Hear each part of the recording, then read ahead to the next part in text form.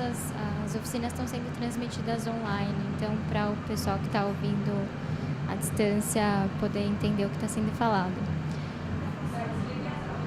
Não, a intenção não é amplificar o som, é que os outros escutem, justamente. Então, por isso é meio estranho, mas a gente segue assim. Tá, eu vou me esforçar para falar alto, que eu falo baixo. A ideia da noite de hoje é discutir o desafio das cidades no âmbito da Hora do Planeta. O desafio é uma colaboração entre o ICLEI e a WWF, no contexto brasileiro.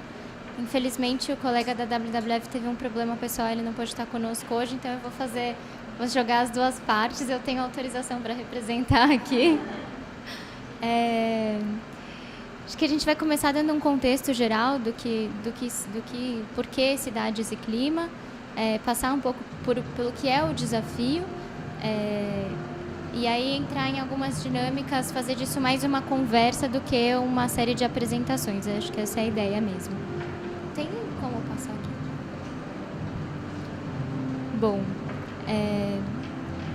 mudanças climáticas é um desafio global, é um dos principais desafios globais do nosso tempo. Então, a gente sabe, o IPCC divulgou uma série de cenários potenciais de acordo com as nossas ações. A gente pode entrar num cenário, de acordo com as ações que a gente tomar daqui para frente, a gente pode entrar num cenário de conseguir ficar nos 2 graus Celsius de aumento de temperatura, ou a gente pode ir até, sabe lá Deus onde,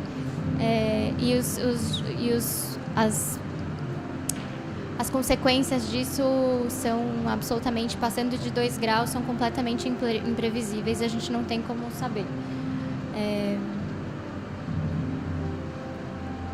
Você vai passar para mim? E o que as cidades têm a ver com isso, então? As cidades ocupam 1,2% da superfície da Terra, mas já contém 50% da população mundial. E elas são responsáveis por 75% do consumo de energia e das emissões, quando a gente conta emissões no sentido de consumo. As 100 maiores cidades do mundo produzem 30% do PIB global, então a gente tem megacidades que são equivalentes a países.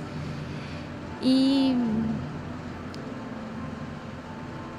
a gente tem, por outro lado, se a gente tem, por um lado, um desafio grande com as cidades sendo responsáveis por uma grande parte do consumo energético, a gente tem, por outro lado, uma grande oportunidade nos próximos anos, que é as nossas cidades, ainda que a gente já tenha 50% da população global nelas, continuam crescendo. A expectativa é que nos próximos anos a gente chegue a 65% da população urbana até 2030.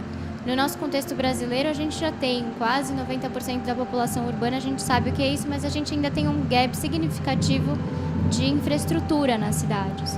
Então, isso vai ser construído ao longo dos próximos 40 anos. Esse é um cálculo do Banco Mundial que até 2050, a infraestrutura urbana que vai ser necessária, a construção nas nossas cidades, para atender a população que está vindo para as cidades e a população que já está nas cidades, é equivalente à mesma infraestrutura que foi construída nos últimos 4.000 anos.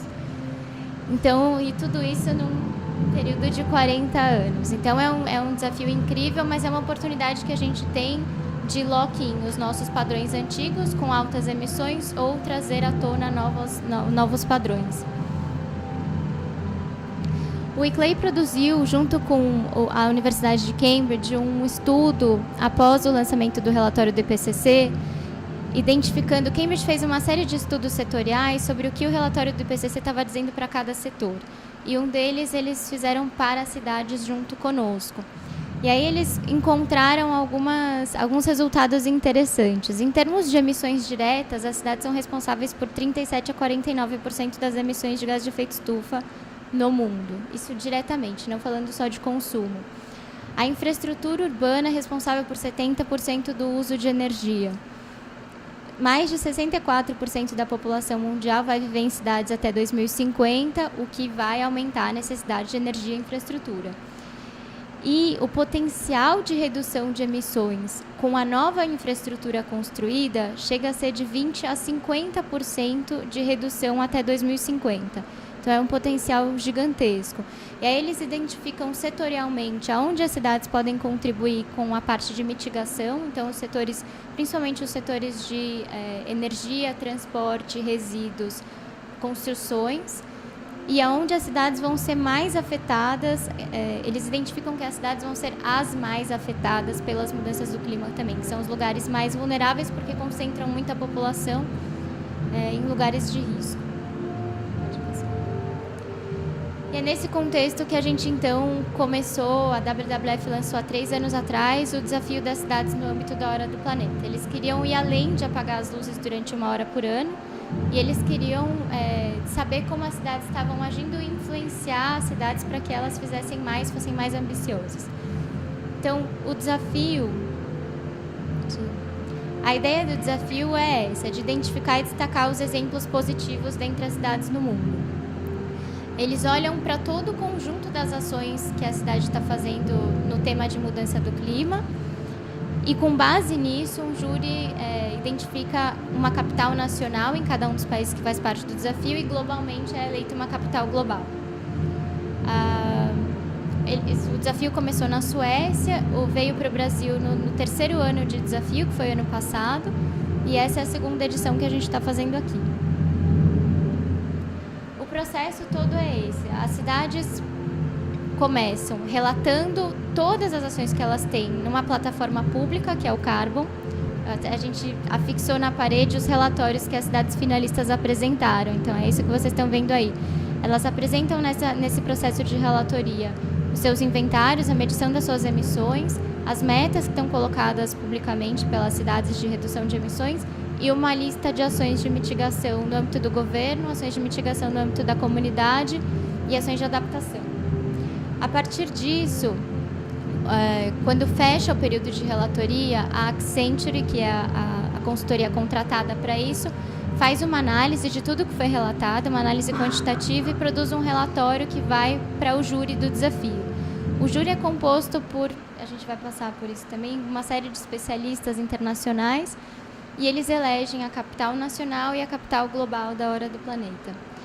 Junto com essa última parte da seleção, a gente tem uma campanha de engajamento público, que é Amamos Cidades, essa que está aí colocada no nosso banner, que é uma campanha para os cidadãos se engajarem. Então, tem um site na internet em que os cidadãos podem votar na sua cidade favorita, podem deixar comentários de amor, prioritariamente, sobre o que você gostaria de ver de legal na sua cidade, que você viu em outra cidade que você acha que poderia se aplicar à sua.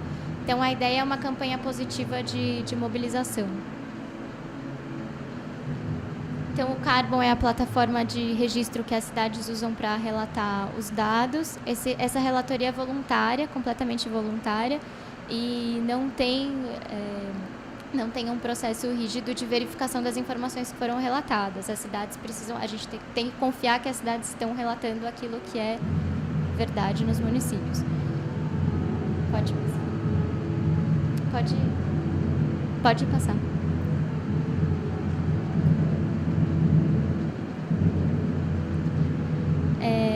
Então, os critérios que o júri usa principalmente, como é um desafio global e ele tem um foco em mudança do clima, mas ele foca muito na transição energética, essa parte da eficiência energética e de energias renováveis tem um componente forte do que o júri leva em consideração. Mas ele também leva em consideração quão ambiciosas as ações são, quão ambiciosa a meta é e o quão condizente as estratégias que o município está adotando são com a meta que ele publicou. A ideia é premiar as cidades que forem mais ambiciosas, mas dentro de um ambiente que seja factível. Não adianta a cidade colocar uma meta que não é possível ser cumprida. Também é privilegiada as cidades que pensarem de forma inovadora e que demonstrarem liderança e credibilidade no contexto local. Como é um desafio global e a gente entende que há diferenças de possibilidades entre as cidades nos diferentes países, isso tudo é levado em consideração e é calibrado no desafio. Então, a análise que é feita pela Accenture é baseada nesses dados quantitativos, os compromissos, quais são os compromissos, quais são os impactos potenciais das ações de mitigação que estão sendo adotadas pelas cidades, o quanto elas estão aumentando o share das renováveis na sua matriz, e quanto elas estão incentivando a eficiência energética e o quanto elas estão movendo de investimentos. Na plataforma, junto com cada ação que a cidade relata, ela pode relatar o quanto custou aquela ação para a cidade e quem financiou, se foi a própria cidade ou se foi um terceiro. E se a ação ainda não foi cumprida, ainda está em andamento, a cidade também pode relatar, e ela pode relatar que está em busca de financiamento para aquela ação. A ideia com isso é que a plataforma também sirva como um link com financiadores, para que eles possam enxergar onde está faltando recursos para a implementação. Pode passar. Então, aí é a carinha da análise que vem da consultoria, da Accenture. Eles fazem a análise multi-impacto em vários níveis de matriz. Isso é o que é passado para o júri. Pode passar.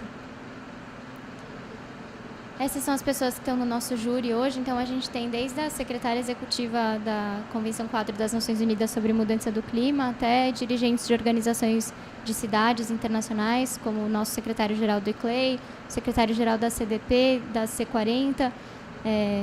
Enfim, é um painel de pessoas que estão realmente ativas nessa área. E a gente tem, por fim, a campanha da escolha popular. Então, acho que é isso. Basicamente, esse é o desafio. O que eu queria agora é, então, passar a palavra para vocês se apresentarem. Acho que apresentar nome, cidade ou a instituição pela qual vocês estão aqui. E aí, para a gente ter uma primeira noção de qual é a aproximação de vocês com o tema de mudança do clima. Você ou a sua cidade considera o tema de clima no seu planejamento, ou você acha que isso seria importante? Acho que vamos passar.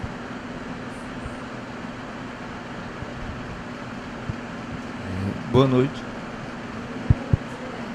Assim mesmo. É somente para a transmissão. Me chamo Igor, nasci em Brasília, mas moro em Marechal Deodoro, região metropolitana de Maceió.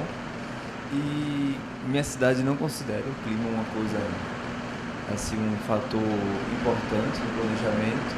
No entanto, eu como professor tento passar para os alunos a importância disso e estamos tentando estender as ações além dos muros da escola. Vamos tentar aproveitar as áreas verdes de um dos bairros, né, onde eu trabalho. Inclusive, um deles eu resido, que chama Praia do Francês. Essas áreas são constantemente... O pessoal faz a limpeza. Lá é uma questão cultural. Eles fazem a limpeza com fogo, da forma mais primitiva. Seja plástico, seja poda de árvore, seja o que for, é fogo. E simplesmente essas áreas não têm função social alguma, nem tampouco questões ambientais. Ela não corrobora com esse movimento de... tentar frear um pouco essa mudança climática. A ideia da gente é plantar algumas espécies nativas e tal. Estamos pegando algumas sementes e vamos ver se daqui para a época chuvosa a gente consegue alguma coisa.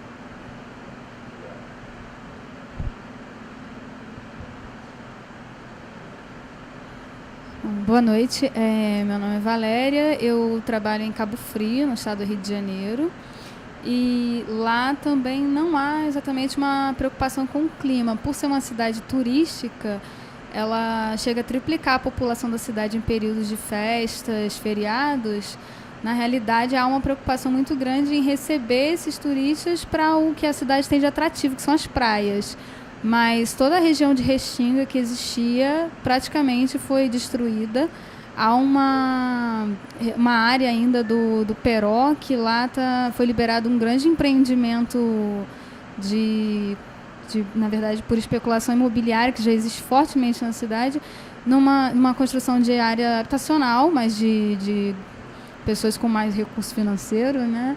E também a construção, inclusive, de um grande shopping, próximo a uma área que era de sambaquis, e que tinha ainda vegetação nativa. Então foi feito um pequeno cercamento de uma área a ser preservada e o shopping acabou saindo do papel. Então, na verdade, assim, não há preocupação nenhuma com a questão climática, com a vegetação nativa.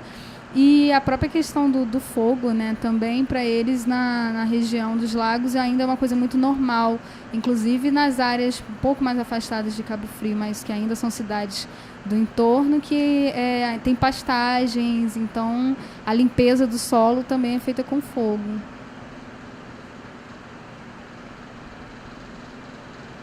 Meu nome é Stefânia Aleixo, eu estou assessora de Relações Internacionais na Prefeitura de Belo Horizonte. Como eu vou falar sobre a política de enfrentamento às mudanças climáticas de BH em seguida, eu vou falar da minha vida pessoal, se eu considero o clima no meu planejamento pessoal. Então, a gente pratica coleta seletiva, por exemplo, durante a semana só transporte público. Fim de semana, infelizmente, a gente tem uma vida de lazer, então a gente precisa usar o carro. Todas as lâmpadas em casa são lâmpadas de luz fria, né? Então, basicamente, é isso.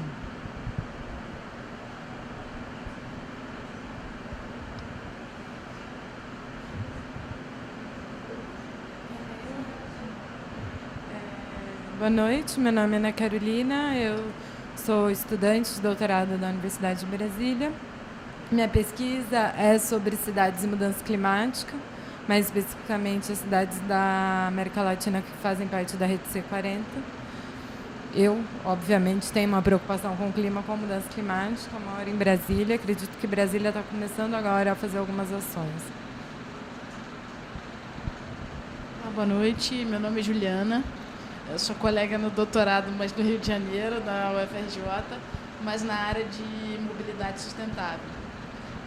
O Rio de Janeiro passou a incluir o clima no planejamento, já tem legislações municipais que tratam o patamar de emissões, mas isso é muito pontual ainda, né? Na política de transporte a gente também tem algumas ações, mas falta uma coordenação que integre toda essa força para que a gente potencialize melhor essa redução de emissão de carbono e comece a entrar numa economia que tenha, ou que se fortaleça, né, que faça a transição dessa energia que basicamente queima combustível fóssil para energias renováveis. Então a gente ainda tem um longo caminho a percorrer, eu acredito.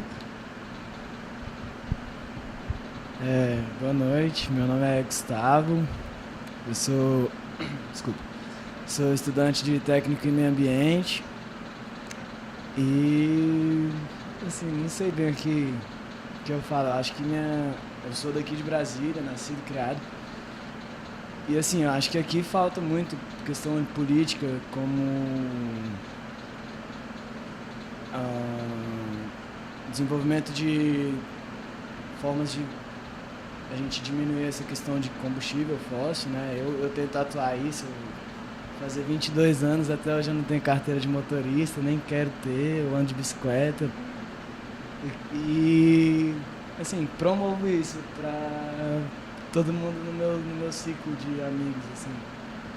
E, questão de... Ele falou da criação de espécies nativas, aí qualquer forma de você amenizar esse impacto que a gente criou no nosso solo, no nosso ar, em tudo, eu acho que é válido, qualquer forma de ação, assim. Só isso. Oi, boa noite, sou a Juliana. Eu sou estudante, faço mestrado na Alemanha em gerenciamento sustentável de recursos e eu já estou um pouco desatualizada como é que está na minha cidade, mas em Caxias do Sul, no Rio Grande do Sul. Mas eu acredito que tem muito que ser feito ainda, apesar de ter coleta seletiva, ter a conservação de áreas na cidade. Acho que ainda tem muito para fazer, principalmente nós como consumidores e não produção de lixo. E a questão do clima é muito interdisciplinar, é muito geral, tem muito em relação a isso, então é muito importante a conscientização e sempre buscar melhores alternativas sustentáveis. Sim, obrigada.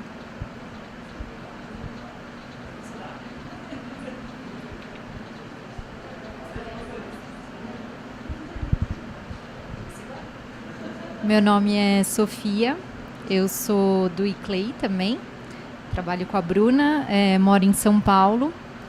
E, bom, São Paulo, né, assim, teoricamente tem políticas relacionadas, né, a, principalmente mitigação de emissões e tudo, mas a gente vê que é uma situação assim, super complexa, né? Então, eu acho que tem ainda infinitas possibilidades e oportunidades para serem feitas na cidade e também no meu dia a dia. Eu, né, mesmo assim, teoricamente consciente, eu ainda uso o carro praticamente todo dia para trabalhar, porque a questão do transporte público não é fácil para mim, então eu não tenho muita opção de não utilizar o carro. Às vezes fico parada 1h30 num congestionamento e você fala, né, o que eu estou fazendo aqui, só emitindo gases aqui e tudo. Então, mas outras coisas eu tento compensar também, com reciclagem, ou quando é possível usar um transporte público, né, no dia a dia tento fazer, né, tento comprar, por exemplo, de uma feirinha de produtores mais locais ali, que produzem alimentos orgânicos e tal, então teoricamente não tem tanta emissão relacionada ao transporte, né, em algumas possibilidades eu tento também compensar, mas eu não sei qual que é a minha conta final, né, provavelmente eu continuo emitindo bastante. Eu acho que todo mundo aqui identificou ações pontuais, pelo menos, que nas cidades estão contribuindo para mitigar de alguma forma. Então, apesar das cidades não terem consciência disso, ou pelo menos essa é a minha percepção, que elas não têm consciência de que elas estão trabalhando para mitigar as mudanças climáticas, em certa parte elas estão. O que faz, então, qual que é o diferencial das cidades que são finalistas hoje do desafio? E o que o desafio considera como critério base para identificar as finalistas? É a olhada a essa abordagem sistêmica ao tema da mudança do clima. Então, tanto as finalistas do desafio esse ano são Belo Horizonte, Rio de Janeiro e São Paulo.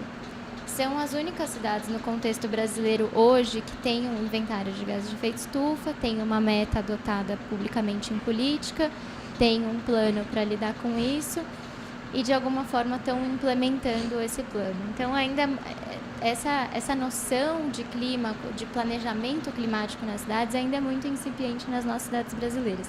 Isso é o que a gente está tentando fomentar com o desafio. Eu espero que para o ano que vem a competição seja um pouquinho maior, né? A gente tem novas cidades construindo agora os seus inventários, trabalhando nesse processo de política e plano, mas basicamente é isso. Então, tanto Belo Horizonte quanto Rio como São Paulo, de maneiras diferentes, passaram por uma fase de compromisso político com o tema de mudança do clima, de construção de estruturas institucionais, que eu acho que é uma questão chave, de estruturas intersecretariais e com atores externos à prefeitura para trabalhar o planejamento, para identificar e consolidar isso de maneira consensuada, né, com os atores que estão fazendo parte do processo. Passaram por uma fase de diagnóstico com um inventário de emissões, fizeram uma política com meta, daí partiram para o plano, implementação, monitoramento e revisão do processo. O que está faltando, o que a gente enxerga que está faltando e o que a gente está tentando trabalhar para melhorar é a parte de integração com todos os outros planos. Porque isso acontece muito hoje de maneira separada. É o planejamento climático na sua caixinha, que não reverbera depois para o plano diretor, para o plano para o código de obras, enfim. Então, a ideia, eu acho que até com um projeto que a gente tem à parte, que não vem ao caso, é integrar tudo isso com os planejamentos que a cidade tem. Então, com isso, eu passo para a Estefânia. Belo Horizonte é a grande ganhadora pela segunda vez do nosso desafio das cidades na hora do planeta. Isso com base em todos os critérios que a Accenture colocou, que o júri levou em consideração. Então, o júri considerou que Belo Horizonte tem o maior número de ações, as ações mais contundentes para chegar à meta, que é uma meta ambiciosa que Belo Horizonte se colocou. E por isso o BH recebeu esse título hoje pela segunda vez seguida. Então, Obrigada, Bruna. Bom, gente, primeiro queria agradecer ao ICLEI e ao WWF por essa oportunidade de mostrar para vocês um pouco do trabalho de BH. Pedir licença também porque eu sou analista de relações internacionais, trabalho muito com a questão da sustentabilidade, porque é um dos eixos de projeção internacionais mais fortes do nosso município, mas não sou especialista, então qualquer questão, por favor, me perdoe. Bom, claro, vou tentar projetar ao máximo, mas se ela ficar mais baixa pode chamar a minha atenção. Bom, BH é uma cidade, na realidade, muito jovem, né? Comparada com as outras cidades do Brasil. Ela tem 117 anos. É uma cidade que, desde 1945, ela cresceu 12 vezes o seu tamanho. Então, isso pode ter representado também, muitas vezes, uma falta de planejamento urbano que acabou impactando a sua população. 20% da população de BH hoje ela está em vilas e favelas, num território que, na realidade, corresponde a 5% do território da cidade. Então, isso, por si só, já é um desafio muito grande. Então, pode passar, por favor? Como que está colocada essa questão das mudanças climáticas em BH? Acho que o grande pulo do gato inicial aí para que a gente tenha um planejamento intersetorial de enfrentamento às mudanças climáticas está na questão da governança. A governança em Belo Horizonte ela tá bem estruturada no Comitê de Mudanças Climáticas, que é um comitê que existe desde 2006 e que conta com representação do governo municipal, estadual, de ONGs, do setor privado, que é muito importante, e da academia, de instituições de ensino. Então, é aí dentro que é pensado e discutido essa questão das mudanças climáticas, e isso retroalimenta a política que é conduzida pela Secretaria Municipal de Meio Ambiente e outras secretarias. Vocês vão ver mais para frente. Bom, BH tem 2 inventários já publicados, um que contempla de 2000 a 2007 e outro que contempla de 2008 a 2010. E a partir de agora essa atualização está sendo feita anualmente. Vocês podem perceber que a emissão de gases ela teve uma crescente aí, substancial, principalmente no que diz respeito à questão da gasolina. E isso, na realidade, está muito ligada com a política nacional de redução de impostos para aquisição de veículos. Pode passar? Bom, a partir dos inventários que a gente tem colocado, a gente partiu para o Plano de Redução das Emissões dos Gases de Efeito Estufa, o PREG. Esse trabalho teve o apoio de várias instituições, o próprio ICLEI, mas, sobretudo, o Banco Mundial, que nos ajudou a formular esse plano. E é a partir daí que a gente começa também a estruturar de maneira mais clara como que está sendo feito esse trabalho, né, de mitigação. Pode passar? Então, quais são, está tudo estruturado entre as medidas de mitigação e as medidas de adaptação, que muitas vezes, às vezes também, elas surgem da cidade, não a partir de um protagonismo da prefeitura, tá, gente? Isso aqui tem que ficar muito claro. Que, às vezes tem casos específicos em Belo Horizonte que não partiu da prefeitura, mas ela é uma situação que se destaca a nível nacional. Pode passar? Bom, primeiro o selo BH Sustentável é uma medida de mitigação. Essa sim é uma medida que partiu da Prefeitura de Belo Horizonte. Ela, na realidade, é uma medida que estimula a questão da redução de algumas políticas. Os números estão aqui, tá? Só um minutinho.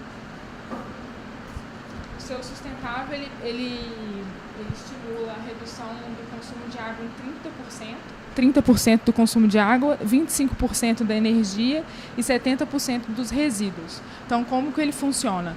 Uma dimensão é o selo bronze, então uma dessas 3, água, energia ou resíduos. 2 dimensões, o selo prata, e o selo ouro são 3 dimensões. Então, qualquer edifício na cidade, qualquer empreendimento, pode postular para adquirir esse selo e tem que contemplar essas metas, de 30% para água, 25% para energia e 70% dos resíduos.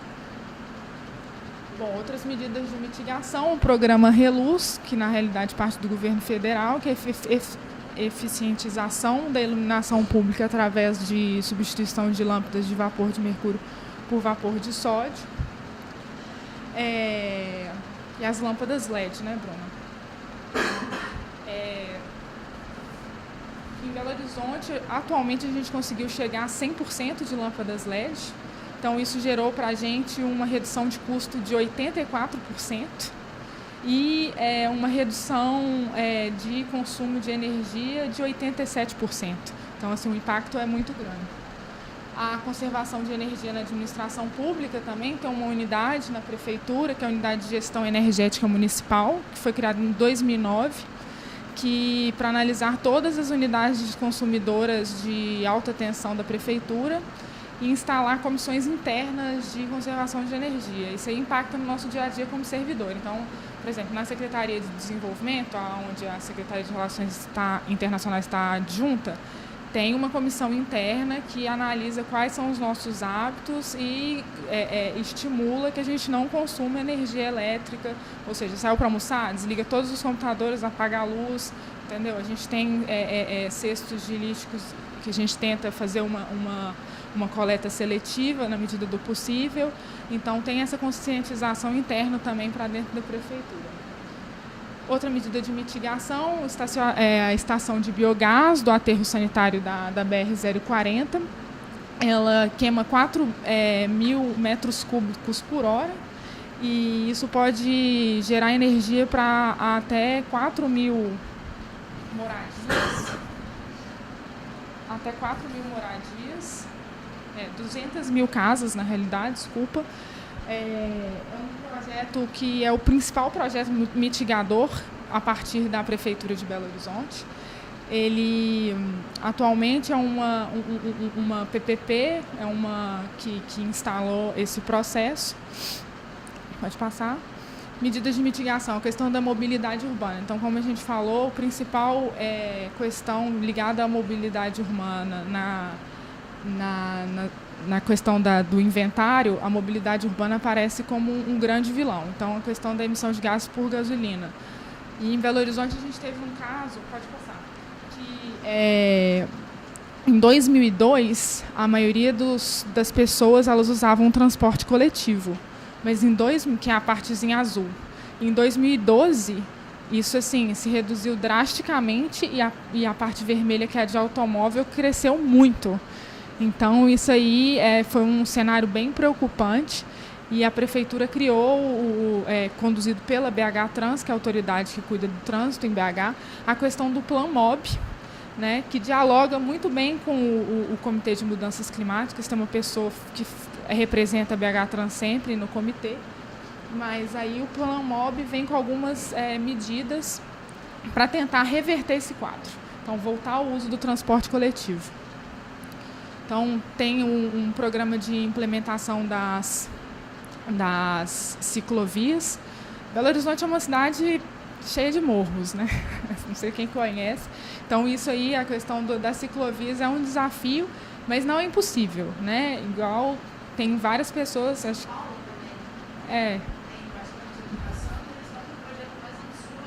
Exatamente. E que está sofrendo, inclusive, algumas... dificuldades, oposições, né? Questões aí. Curioso, né?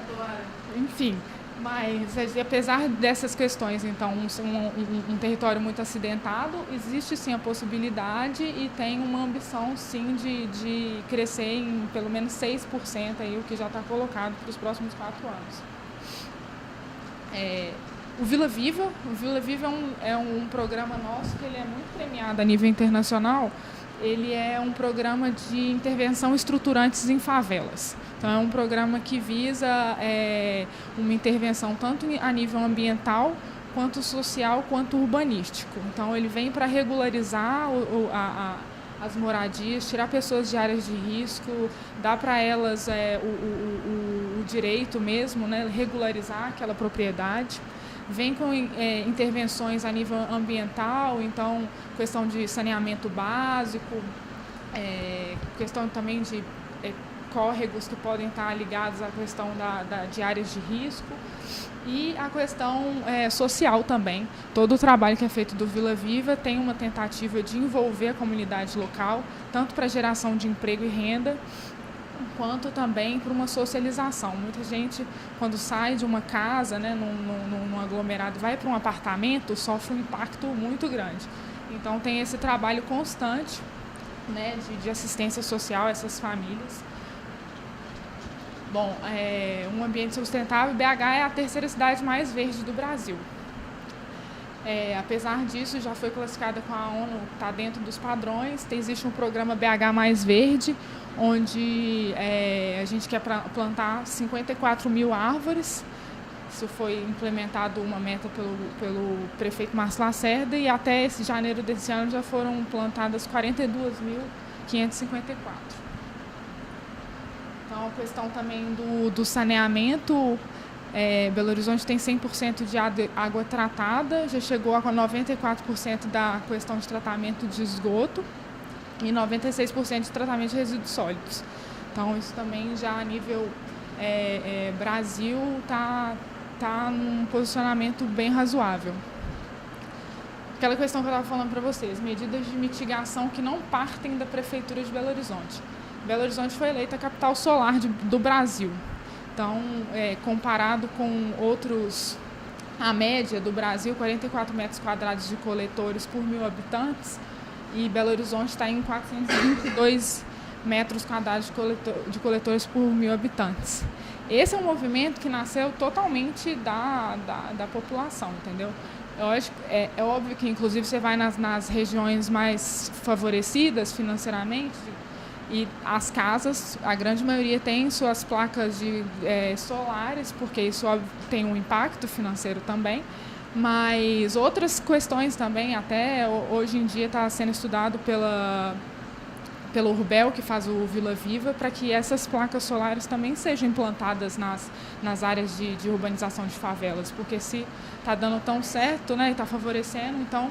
Mas isso é um processo que cresceu e que surgiu a partir da cidade, sem o protagonismo da prefeitura ou do estado. Então, pode passar. O Mineirão é o nosso estádio, né, que foi renovado para a Copa do Mundo. Foi utilizado já desde a Copa das Confederações. E hoje as placas voltaicas do Mineirão, elas são capazes de abastecer todo o estádio e ainda tem um excedente que pode ser vendido. Né? O Mineirão, na realidade, ele é de posse do governo do estado, está atualmente sob concessão do poder privado aí, por conta de um acordo de PPP para renovação, mas isso também foi uma questão que eles exigiram que fosse contratual para que pudesse ter uma sustentabilidade a longo prazo. A questão dos semáforos, hoje em dia 100% dos semáforos em Belo Horizonte são de LED. Então, isso também é um impacto. E aí a gente entra nas medidas de adaptação. Belo Horizonte tem se destacado muito nesse cenário da resiliência urbana. E até em 2013 ganhou o prêmio Sasakawa da ONU por conta dessa política.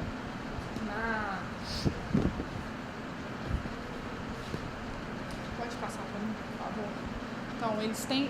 Na realidade, também o que se destaca aí é a questão da governança integrada e multiator, né?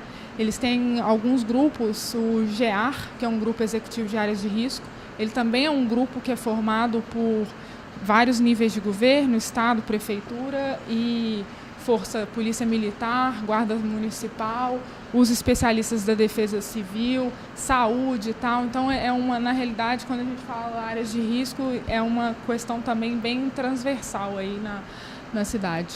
O PEAR, que é o Programa Executivo, que é a questão de diagnosticar, prevenir e minimizar situações de risco.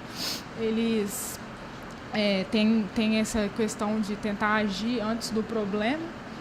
O Centro de Referência em Áreas de Risco, o CREAR, e o Núcleo de Alerta de Chuva, que também busca sempre avisar nas áreas, tenta detectar nas áreas de vulnerabilidade com alertas que possam dar tempo, por exemplo, para a população sair, etc.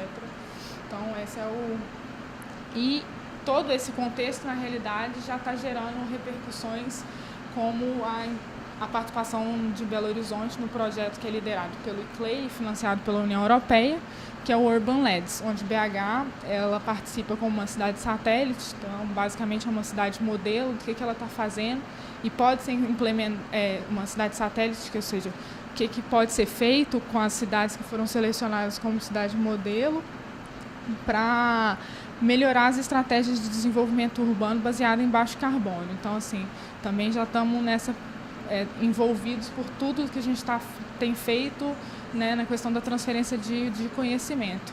E só para extrapolar um pouco disso, acho que a questão do enfrentamento às mudanças climáticas, essa postura de Belo Horizonte também tem gerado outros benefícios, né, que transbordam a questão ambiental, né, da sustentabilidade. O nível de projeção internacional que isso gerou para Belo Horizonte é notável. A gente é convidado para os diversos fóruns dos mais diversos níveis, ONU, etc., para contar essa experiência. E isso, por sua vez, acaba gerando uma visibilidade para Belo Horizonte que acaba trazendo desenvolvimento econômico, atração de investimentos. Então, é um processo que vai alimentando vários outros setores. Bom, é isso. Espero que vocês tenham aqui as imagens, né? BH, ano passado, o prefeito Márcio Lacerda aqui foi receber em Vancouver o prêmio. O Dr. Délio está lá em Seul, no Congresso Mundial do ICLEI também, falando sobre isso. E vamos ver se agora a gente está ambicioso, a gente quer o global, né? Mas não sei se vai ser possível, mas obrigada, gente.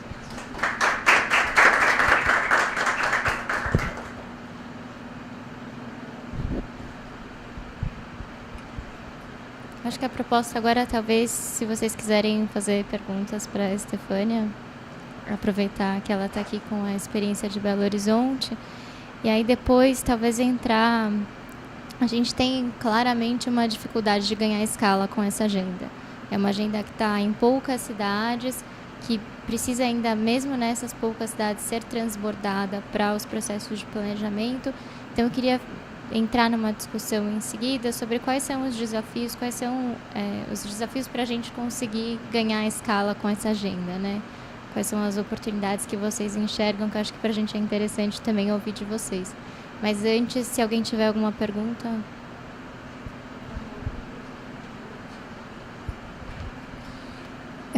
Eu achei interessante essa apresentação, assim, bem legal para uma metrópole. E acho interessante também essa coisa de servir de modelo para outras metrópoles. Mas, no caso, assim, dentro do próprio estado de Minas Gerais, já existe algum outro movimento, alguma outra prefeitura que esteja fazendo algo semelhante, ou que já tem um foco, porque 94% de resíduo sólido tratado e esgoto é coisa pra caramba para uma metrópole. Então, significa que está dando certo. Então, assim, para o estado de Minas Gerais, existem outras regiões que têm essa mesma atuação? Ou existe uma ponte da prefeitura com o governo do estado para ampliar isso? Então, assim, que eu conheça, a nível região metropolitana, que eu saiba, não tem essa situação ainda não. Mas talvez a Bruna conheça também mais alguma cidade de Minas que seja filiada ao ICLEI e faça esse movimento e também esteja chegando lá, mas eu particularmente não conheço. A nível governo do estado, o que eu sei é que Minas Gerais ainda não tem um plano de redução, por exemplo. Eles têm um inventário que foi resultado, inclusive, de uma cooperação internacional uma cooperação internacional com a França. Minas Gerais é parceira há muitos anos de Nord-Pas-de-Calais, e eles fizeram um trabalho com Minas para trabalhar a questão do inventário e estavam num trabalho para construir agora um plano de redução. Mas agora com a mudança de governo, eu imagino que isso tenha ficado parado, mas não vejo por que isso não continuar. Então, do meu conhecimento, eu não sei, mas porque também eu não sou da área, não estou ali no dia a dia do comitê, nem da Secretaria de Meio Ambiente, então não posso te falar com certeza.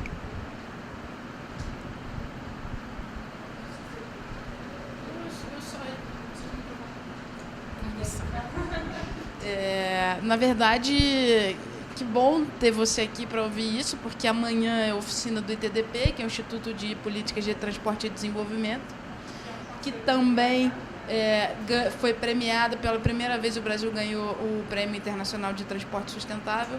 3 capitais brasileiras, Rio de Janeiro, São Paulo e BH.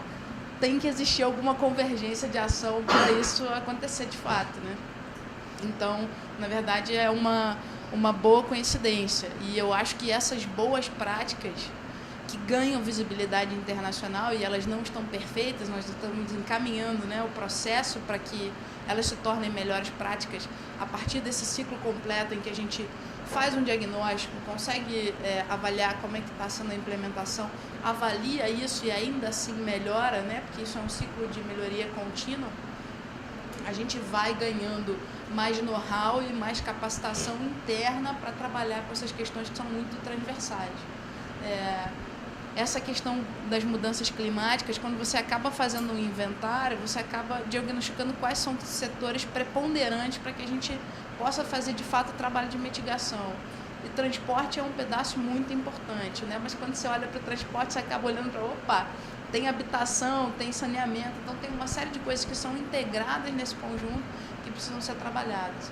E aí eu acho que o máximo de conversa e diálogo com todos os setores, inclusive com o esclarecimento da população sobre quais ações podem fortalecer essas tomadas de decisão e até da mudança de comportamento, isso é um grande trabalho a ser feito também.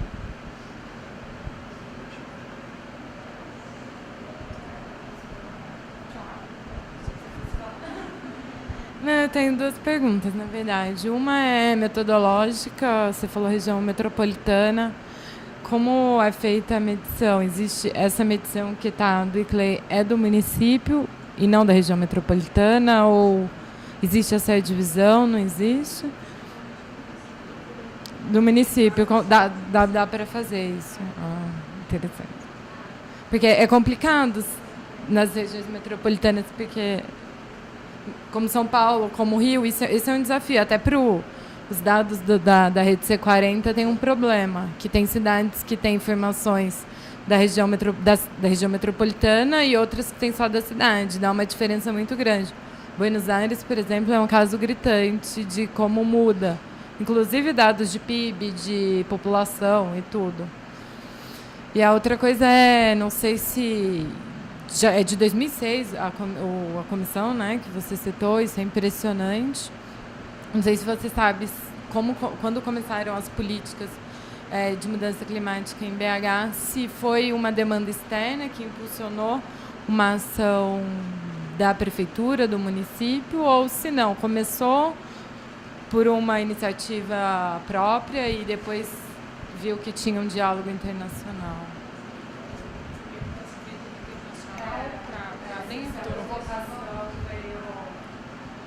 Eu acho que a pressão veio dos 2 lados. Assim, em Belo Horizonte, historicamente, nós somos membros do ICLEI desde 1993.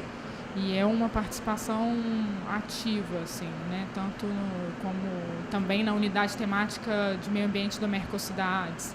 Então, imagino que isso também tem ajudado, principalmente a participação no ICLEI, tem ajudado a acompanhar as tendências mundiais, né? Mas eu acho que isso também partiu muito do município, uma demanda de baixo para cima mesmo, assim, dos outros setores e tal.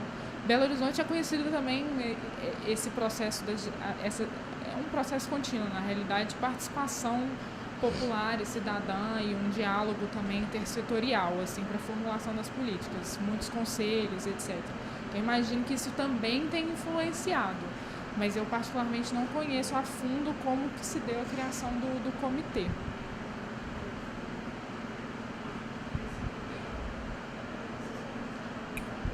comentário com relação à metodologia de inventário. Na COP de Lima no ano passado, a gente lançou a grande novidade do momento, que é uma metodologia única padronizada para inventários de cidades, que é o GPC. Então, essa metodologia foi feita em conjunto pela WRI, CLEI e C40. Foi lançada com apoio do Banco Mundial, apoio de todas as grandes instituições que hoje trabalham com esse tema, PNUD, PNUMA, UNABTA. Então, está todo mundo no mesmo barco com essa ideia justamente de que os inventários da cidade sejam comparáveis de fato. Mais de 80 cidades participaram da fase de teste, que durou 2 anos, e o que foi lançado em Lima já é a versão final. Então, o inventário de Belo Horizonte, Belo Horizonte participou do teste. Se eu não me engano, o inventário atual já está no padrão GPC.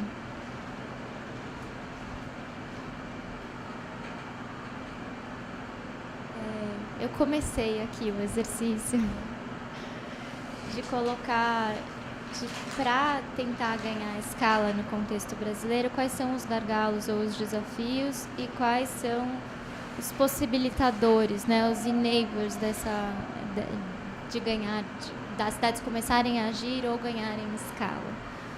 Então, eu queria passar um pouco para vocês, ouvir de vocês como vocês enxergam isso. Eu acho que talvez da Estefânia começar, da experiência de Belo Horizonte, acho que fazer esse exercício. O que você acha que isso possibilitou? Comecei a participação em rede, a participação social, participação cidadã, mas se você enxerga outras coisas que também ajudaram Belo Horizonte. Vou começar puxando sardinha para o meu lado. Então, eu acho que a ação internacional, né, assim, o protagonismo, o envolvimento dos técnicos e das lideranças políticas que lideram esse tema nos âmbitos, né, nos fóruns internacionais, acho que isso foi um possibilitador, sem dúvida. A participação cidadã eu também vejo como um possibilitador. Acho que esse estímulo ao diálogo, a construção dos conselhos, essa cultura da democracia participativa em Belo Horizonte, acho que sempre estimulou envolver outros atores que não só o poder público nessa discussão. Então, acho que isso é importante. Eu tenho um tema que eu acho que tem uma certa dicotomia, assim, ele é um possibilitador e atualmente também pode ser um dificultador, porque é a questão da articulação multinível, aí de dentro para fora.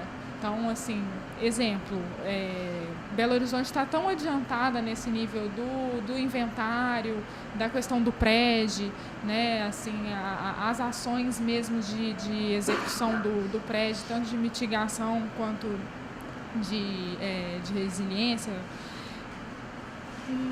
Mas, por exemplo, Minas Gerais não caminhou tão rápido igual o BH, entendeu? E é a capital. Então, talvez se tivesse um diálogo e até uma busca para usar as mesmas metodologias, caminharem juntas, porque, inclusive, Minas poderia ser... repercutir esse modelo para os outros municípios que não têm tantas, que não teriam tantas condições como Belo Horizonte teve. Então, eu vejo essa articulação multinível como seria um possibilitador, e também chegando ao nível federal, acho que, né, os ministérios cabíveis, eles poderiam dar um apoio, inclusive...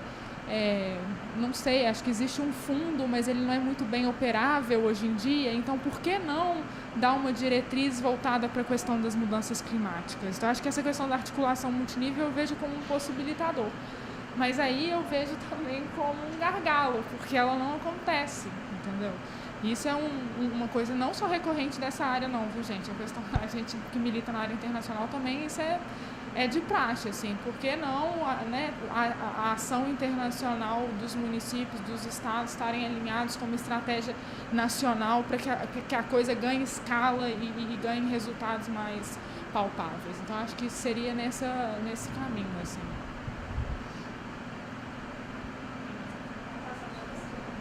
Só um comentário, justamente, o Fundo Clima é um dos desafios atuais. Existe um fundo que é gerido em parte pelo Ministério do Meio Ambiente, então a parte não reembolsável desse fundo é gerida pelo MMA, não é acessada plenamente, e é extremamente burocrático o acesso.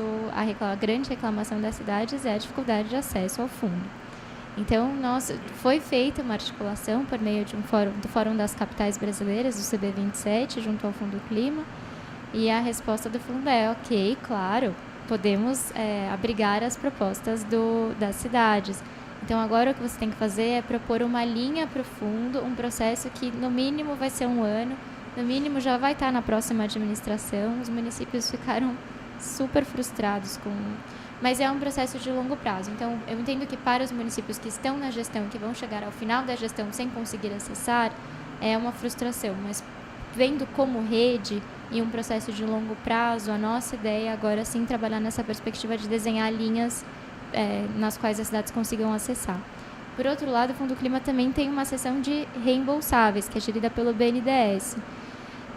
Essa seção de reembolsáveis, inclusive a nossa secretária executiva participou do processo de formulação das linhas. E tem linhas específicas para cidades sustentáveis. Tem linhas para transporte, para, acho que, eficiência energética, para resíduos, se eu não me engano, também. Então, e o que a gente escuta do BNDES é que esse recurso não é acessado pelas cidades. Então, porque é uma coisa que cabe investigação, muito da capacidade de endividamento do município, que é baixa, e da dificuldade de acesso, talvez. Mas eu acho que aí tem um gargalo, realmente.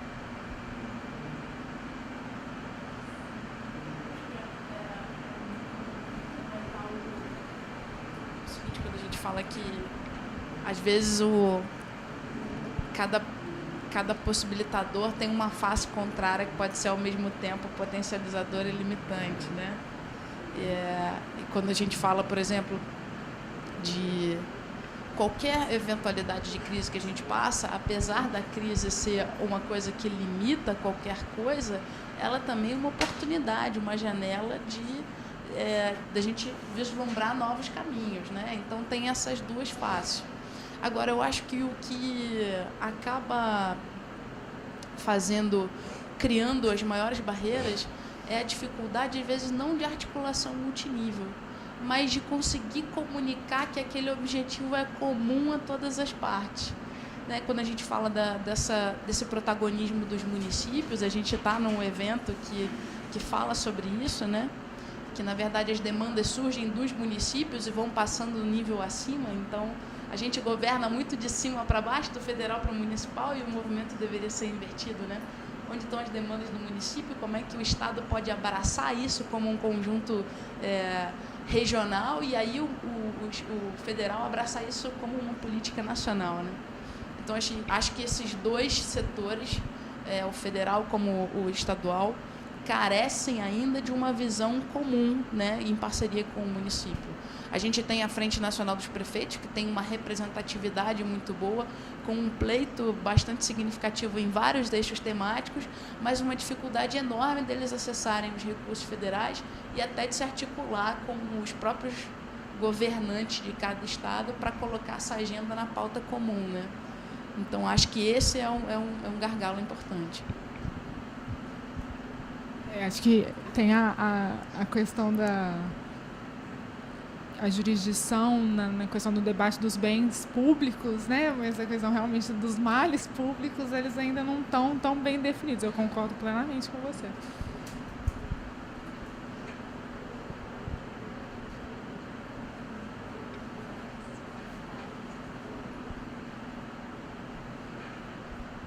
Acho que o que foi debatido em outras mesas também é que é óbvio que é o imediatismo das ações, a tomada de decisão política pensando no ontem, nunca, né? Às vezes nem no agora, nem olha para o ontem. Então, acho que isso é um desafio para fazer política pública no Brasil de uma maneira geral, pensar em mudança climática, que é mais difícil de ter uma sensibilidade para o problema, é pior ainda, né? É mais complicado ainda. Então, acho que a questão política é um desafio grande, a lógica da política do imediatismo. E possibilidade, eu acho que trabalhar no nível local é estar perto do cidadão. Eu acho que Belo Horizonte é um belo exemplo de como isso tem funcionado. Você está perto da demanda, perto do problema, você tem que dar uma resposta. Acho que principalmente na agenda de adaptação, né, que é mais óbvia.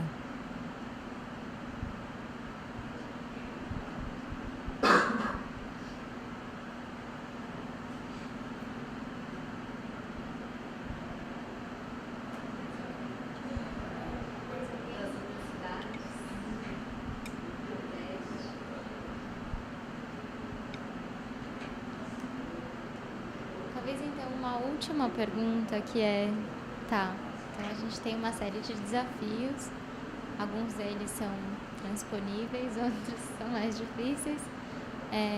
O que então, aonde está o gap então? O que está faltando? O que a gente pode... E aí eu vou perguntar como rede e dentro dessa parceria com a WWF, porque a perspectiva é também que a gente sirva como possibilitador dessas ações. O que então vocês acham que a gente poderia fazer como enabler para apoiar esse ganho de escala?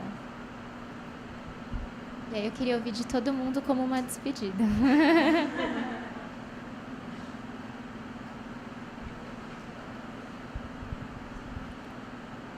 Acho que a nível rede é a máxima, né?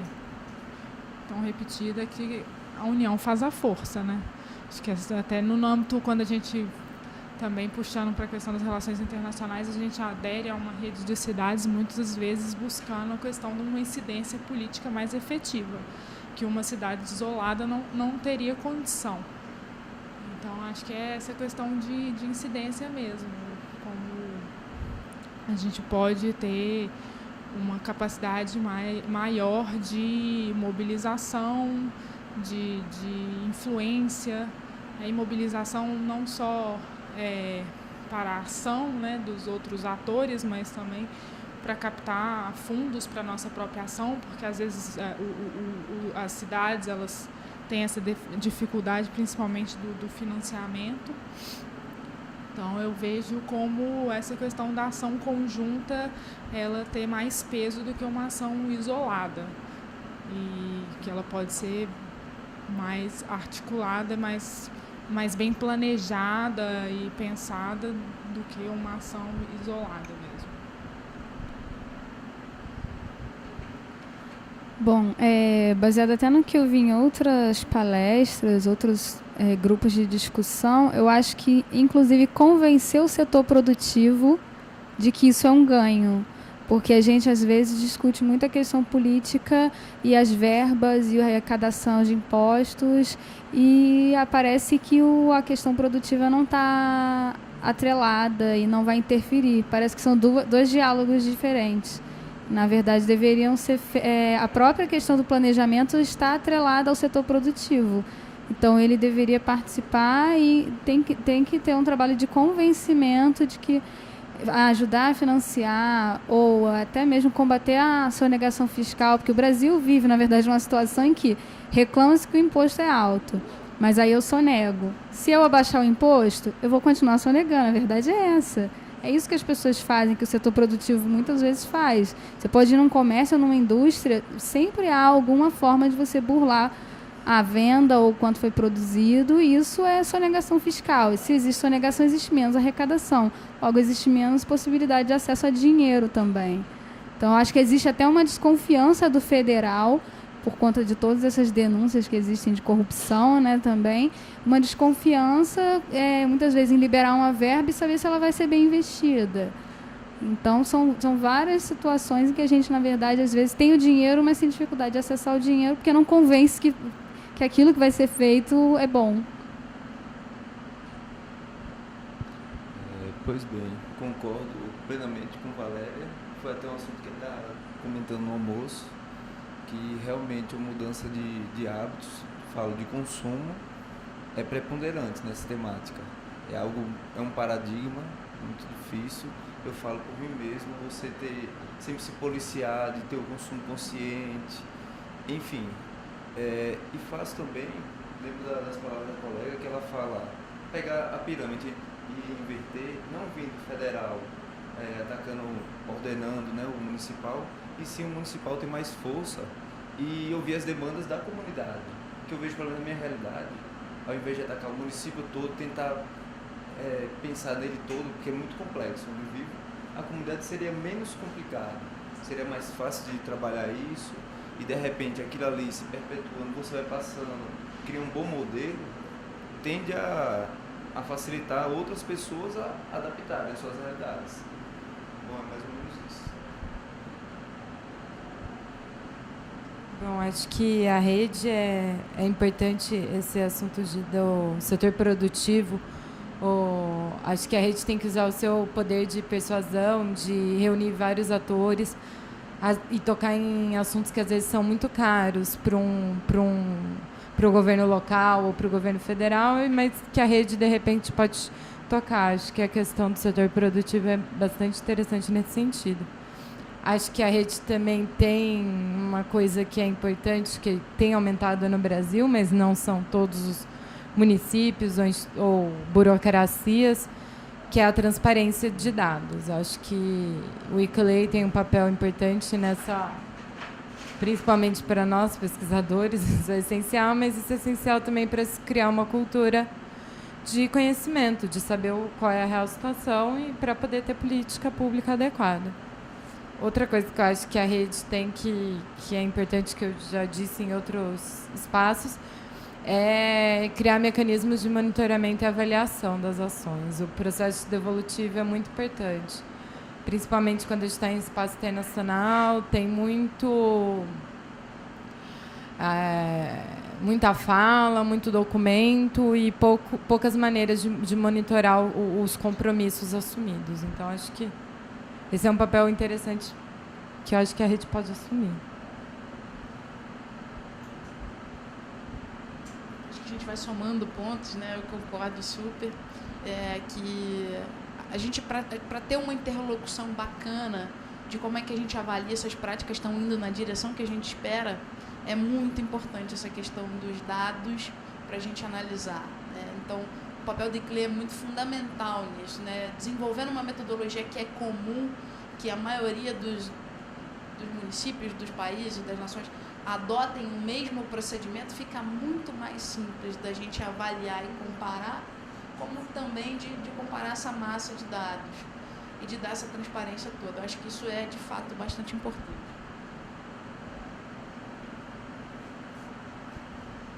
Acho que todo mundo já falou as ideias principais, da importância do diálogo, da conscientização das pessoas e da questão que hoje em dia a gente acredita que nós temos valores, mas na realidade são ideias que a gente foi manipulados, então através do diálogo na rede para tentar entender e ter uma crítica, a gente se autocriticar naquilo que a gente acredita. Acho que isso já é importante na questão do indivíduo para tentar ir na questão mais de mobilização.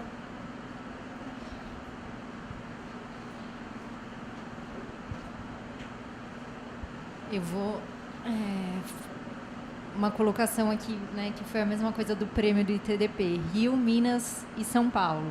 Então, Rio, Minas e São Paulo aqui como finalistas da hora... Rio, Minas, não, BH, desculpa. Finalistas da hora. Então, e aqui hoje, né, no dia a dia, você vê assim, tantas cidadezinhas pequenas, né, assim, buscando por informações e, né, procurando o que eu posso fazer, porque, nossa, na minha cidade eu tô com problemas, sei lá, relacionados a resíduos ou a saneamento e tudo, e assim, né, estão ali sedentas por informação, por orientação e tudo. E aí acho que o grande desafio, na verdade, para a gente é como conseguir chegar até essas outras cidades que têm uma estrutura, assim, né, que não dá para comparar com BH ou com São Paulo ou com Rio. Então, assim, como também, né, porque eu acho que o importante é, indo até na lógica que você falou, não, pensar na cidade é complexo, eu tenho que começar pelo meu bairro ali ou, né, pelo meu local, mas também, assim, pensar nas grandes cidades, mas a gente só vai conseguir ganhar escala mesmo se a gente conseguir trabalhar com municípios médios e até pequenos, né? Então, não sei, é uma coisa para a gente pensar. A Bruna colocou, né, a gente como rede aqui, como que a gente consegue avançar e, né, acho que ganhar aí em escala isso.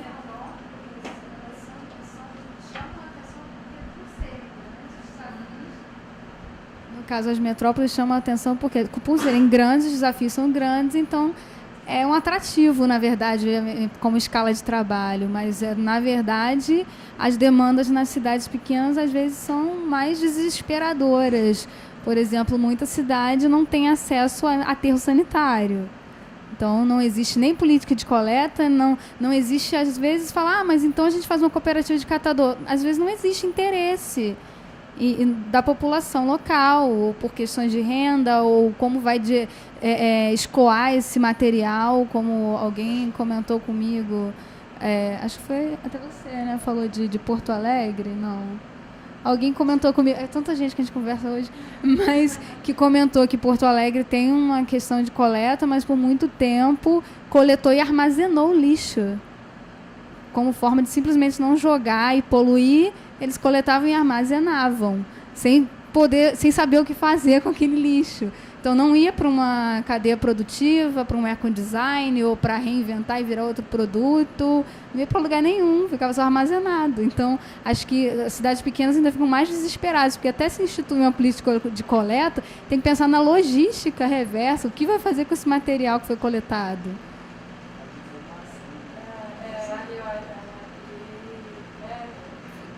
Informação técnica, às vezes, pessoas...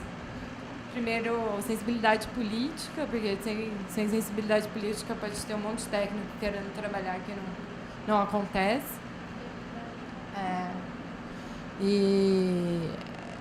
Na verdade, o Brasil é um país de cidades pequenas, muito pequenas e médias. Então, acho que é interessante pensar nessas cidades. Eu trabalhava na Confederação Nacional de Municípios, que é como a frente, é uma associação de municípios. Lá a gente trabalhava com municípios pequenos, na maior parte. Acho que pode ser um interlocutor, porque tem acesso a esses municípios pequenos, tem capilaridade, uma instituição dessa à frente, ABM, IPAM, CNM, todas essas instituições, o próprio Ministério das Cidades. E, eu não sei, a abertura de editais públicos com foco em pequenas cidades, com ações simples, mas que consiga ter um impacto significativo. Acho que nesse caminho acho que podem trazer grandes benefícios. O próprio Sebrae também, acho que é um super parceiro nessa questão. Assim, essa questão das grandes cidades, das pequenas cidades, né? Eu acho que, por exemplo, BH e Rio e São Paulo serve como uma propaganda pela falta da informação das pequenas cidades, serve como um mostruário, assim, né? E querendo ou não, por você ter uma pequena cidade com essa informação, você acredito que a mudança é mais fácil, mais simples. Não vou dizer que é mais fácil, né? Mas assim, por ter menos pessoas envolvidas, o problema ser menor, seria mais simples uma mudança e, assim, atingir um resultado. E daí, parte de mim, da minha casa, aí vai para a comunidade, vai para a cidade, vai para o governo estadual, para o federal. Assim, então, tem essa questão da gente mudar a pirâmide, né? Nossa, estou falando longe aqui. A questão da gente mudar a pirâmide e tem a questão da gente continuar ela desse jeito para as grandes cidades se tornarem exemplos mesmo, né?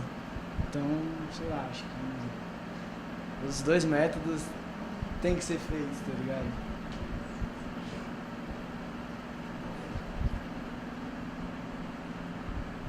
Acho que tem a questão também nesse sentido da questão dos pequenos municípios, perceber também que, às vezes, a abordagem de enfrentamento a mudanças climáticas, ela pode dar soluções para outros problemas que, na lógica de um líder de um pequeno município, seriam prioritários a pensar a mudança climática. Então, ele vai pensar primeiro na questão do resíduo sólido, né, do lixo e tal, mas se ele pensar de uma forma mais global como um enfrentamento das mudanças climáticas como um todo, pode, inclusive, ser mais fácil, né? Assim, talvez. Mas, realmente, se for pensar, sei lá, em Minas Gerais, 800 e picos municípios, nem sei o número exato. tem alguns municípios que não estão pensando nunca em relações internacionais, consequentemente não estão pensando em CLEI e não são capital, não vão entrar no CB27. Então, como que eles vão entrar num grupo de discussão? Porque eu até entendo que a CNM possa militar por esses municípios, mas às vezes o debate temático para chegar a nível, né, de enfrentamento às mudanças climáticas não chega até eles. Então... Eu fiquei com outra questão metodológica também, que é um problema da minha pesquisa, inclusive. Quem sabe vocês não me ajudam. Que é essa, quando a gente olha para... O Brasil tem 5.654 municípios, né? Por aí. É separar e distinguir. Às vezes tem ações que, por exemplo, são de resíduos sólidos, então elas não estão enquadradas numa política de mitigação, mas elas acabam sendo, no fundo. Nesse estudo, é só quem... é tipo o município que ele vai lá e fala, não, eu tenho um plano de mitigação, um plano de adaptação. Ou porque, às vezes, eu falo, nossa, esse município não tem. Mas na hora que você vai olhar as ações, não, mas ele tem. Ele só não declarou, ele não sabe exatamente enquadrar nessa terminologia. Que eu acho que é isso. Então, às vezes, é vender o peixe com outro nome. Mas eu queria saber a questão metodológica. Não, mas o debate é exatamente esse. Se os municípios precisam fazer inventário, porque a gente já tem uma ideia mais ou menos clara de como é a repartição das emissões por setor no contexto brasileiro nas nossas cidades. A gente sabe que transporte é o maior número de emissões, a gente sabe que tem emissões significativas de consumo residencial, de resíduos, e é isso que as cidades deveriam focar. Então, a gente deveria vender de outra maneira, deveria buscar as políticas setoriais. Esse é um caminho, tem quem advogue por isso. A gente entende que uma abordagem integrada faz mais sentido e traz mais benefícios, inclusive do ponto de vista quando você fala do planejamento urbano. A ideia é de você realmente buscar o desenvolvimento de baixo carbono e resiliente, como um todo. No desafio, essa é uma briga entre WWF Brasil e WWF Suécia. Por quê? Globalmente, o critério base para você entrar no desafio é você ter uma meta. Quando a gente trouxe o desafio para o Brasil, foi a primeira coisa que a gente falou. Se você colocar isso, não vai ter cidade para participar. Então, a nossa reação foi, vamos flexibilizar. A gente vai aceitar as cidades. Então, tem 16 cidades que participaram do desafio esse ano. Elas relataram tudo na parte de relatoria de ações de mitigação. Então, relataram políticas de transporte setoriais, mas elas não são elegíveis a ganhar o desafio, porque elas não têm a meta, não têm um inventário. Para o ano que vem, essa é uma das coisas que a gente quer revisar, de talvez buscar outros incentivos que a gente possa dar para essas cidades que estão participando e que não têm a oportunidade de ganhar, porque elas não têm o inventário. Mas de buscar uma premiação paralela, alguma coisa que incentive essas cidades também a andar. É uma questão que está...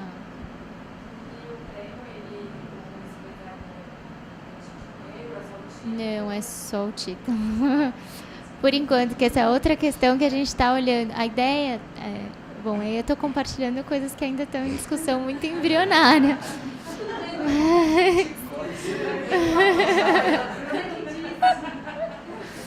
Mas olha.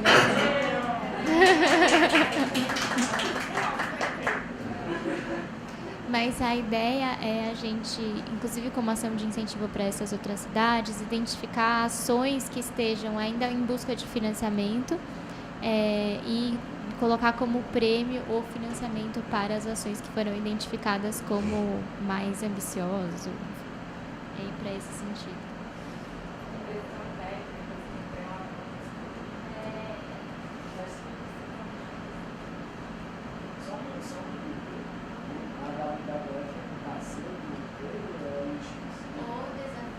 É da WWF, o ICLEI é parceiro da WWF.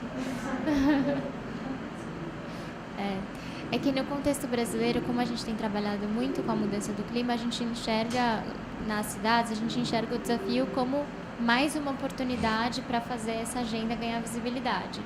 Então, a gente coloca isso em contexto, né? Não é que o desafio está solto como um prêmio que tem várias cidades aptas e prontas a participar. Então, tem todo um trabalho de recrutamento aí que a gente tem participado bastante próximo da WWF. Vocês atuam nessa questão de mudança climática, vocês acham que a política nacional presta? Vamos parar de gravar. E assim, eu sei lá, tem um ano que eu estou estudando isso, eu vejo nada em prática, nada. No papel ali. Não, a questão é que na prática não é uma política nacional. É só continente. E, na verdade, os municípios quebram a cabeça para a prática, quando consegue, verba ou disponibilidade, ou a atuação da comunidade, mas não é uma realidade do Partido Federativo real. Bem fora da realidade. Que existe uma distância entre a lei e a aplicação. Eu acho que o mais ou menos óbvio é o governo fez, decretou os adeus sanitários. Se a gente tiver que ficar de 2 anos. Que era Não fica restrições. Os adeus não, era a solução, desculpa, restrições. Então, essa, quer dizer, eu acho que é o problema da governança. Foi uma questão que não foi debatida em municípios e, óbvio, foi de difícil aplicação. Eu acho que mais pior que a lei. Não pior que a lei. Acho que a lei ela tem um papel importante. Mas só a lei não resolve o problema. A gente tem que melhorar a governança. No caso específico da política de mudanças climáticas, isso é um bem concreto. Você pode compartilhar com a gente entende da participação das pessoas na elaboração da política e que não há mudanças para engajamento e integração vertical das políticas que você tem. Então, essa é uma das coisas que a gente tem que compartilhar. A voz da questão cada vez mais importante, está centralizada mas o processo não é muito democrático. A voz das cidades está começando a ser ouvida. O processo mesmo de lobby para incidência sobre o ODS não foi muito tímido, né? Teve uma articulação das principais redes, a participação da CGE para a inclusão de ODS no ano, mas é ainda incipiente, né? É difícil mesmo. Então, é uma comunicação internacional, a gente participar da formulação das regras, das diretrizes, das políticas, não é muito difícil. Acho que a Favelina nesse ponto.